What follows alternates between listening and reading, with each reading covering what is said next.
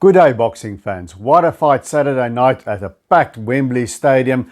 That's what heavyweight boxing should be all about. I'm just wiping all the egg off my face because I got it completely wrong. But what a win by Daniel Dubois, knocking out Anthony Joshua in 5 rounds to retain his IBF heavyweight title. What went wrong for Anthony Joshua? What went right for Daniel Dubois? And can AJ come back from this? If you're interested in discussing that, then stick around.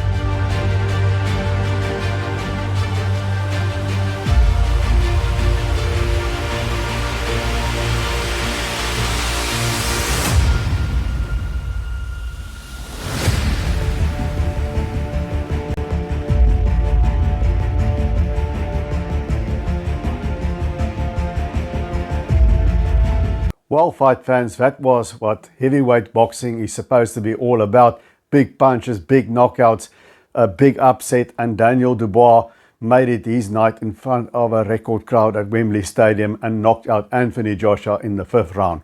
What went wrong for Anthony Joshua? Not many people picked Daniel Dubois to win. I think over here in South Africa, it was my friend Ruben Groenewald, Sinetemba Manjoli. Internationally on Ringsblog, it was Duke McKenzie, and I think Sergio Mora also had Daniel Dubois winning this fight. Most of us picked Anthony Joshua to win, but we all said Daniel Dubois was a live dog. So what went wrong on Saturday for AJ? I think Daniel Dubois was what went wrong for him. And I think the first thing that Dubois did right there, a more subtle thing, when that bell rang for the first round, he took Anthony Joshua's jab away by using his own jab. He won the battle of the jabs.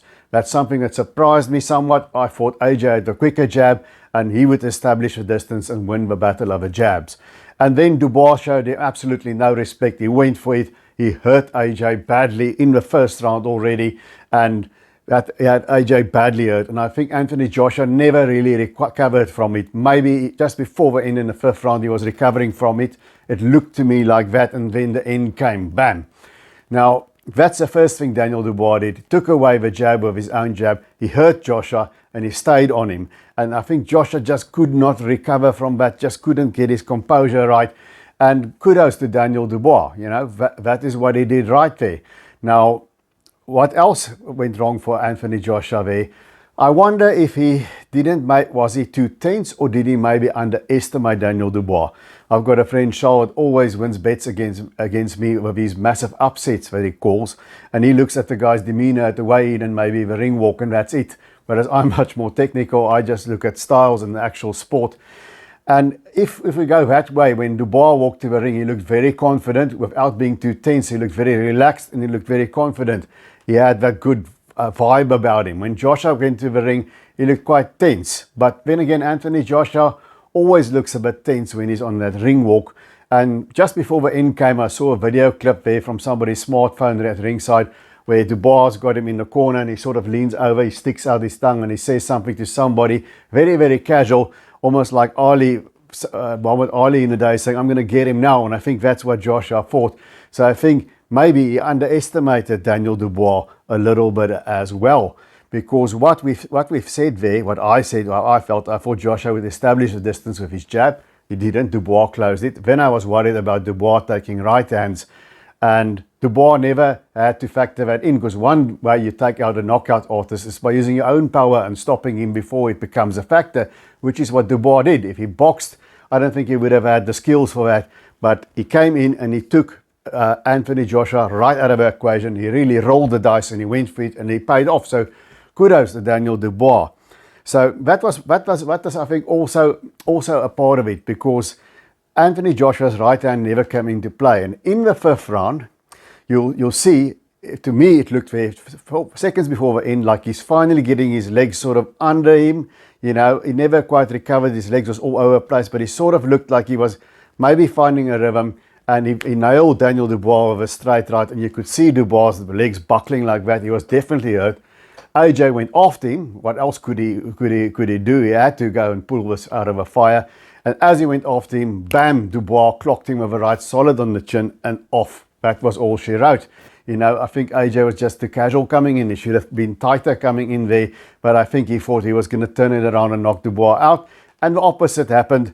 and Dubois retains his IBF heavyweight belt. It must feel good, because even as a champion, they had Dubois walking in first and all of that. Now, the question is, before we go to the next question, just smack that like button for me. I'll greatly appreciate that.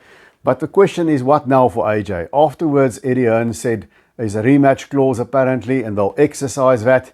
And Ruben Groenewald over here in South Africa said it just shows he cares nothing for his health. Now, he may or may not care for AJ's health. They promoters, they're in the game for money. Probably they don't that much. You know, it's a tough game. It's a dangerous game. I would like to see Anthony Joshua walk away. He was a 2-time unified heavyweight champion. He's got enough money to last him the rest of his life. Who knows, eh? Because they live differently than mere mortals like me and you.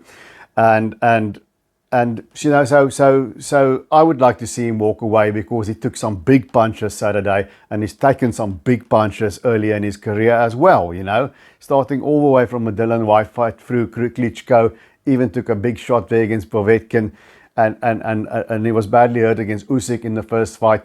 So I would like to see him walk away, but we know what boxers are. They don't have a mentality of of just normal people. Been around them for long enough to understand. I think he's got an ego as well, and he wouldn't like to go out like this. So I do think they're going to exercise that rematch clause. Do you think it's a good idea for him to go into a rematch? Tell me in the comment section.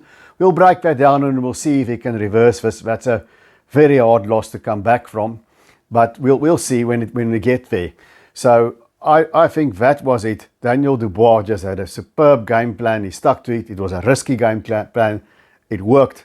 And in the end, he took AJ's offense away with his own offense. You know, took a right hand there in the end, but he stayed composed and he nailed Anthony Joshua as he came in. Perhaps Anthony Joshua underestimated him a little bit. He was a bit sloppy with his hands, I must say, the way he came in there with his hands down. You know, okay, he was probably concussed, and that had a thing with it, had to be factored in as well. But great show by Daniel Dubois. Hope AJ is okay. And I think Daniel Dubois, I'm a contributor to The Ring magazine, and I think Daniel Dubois at the year-end awards, he's definitely taking comeback of a year. How did how did he turn his career around? And he might get knockout of a year as well. And some might say upset of a year. I'm not so sure. I don't think it was a shocker of an upset. It was just an upset, because most of us who did pick Daniel Dubois, we said that he was a live dog. Who did pick Anthony Joshua, did recognize that Daniel Dubois was very live in this fight. Well, that's it from me, guys. Please share. If you haven't done so already, please consider subscribing. And then until I see you again, do what Anthony Joshua forgot to do, and remember to keep those hands up.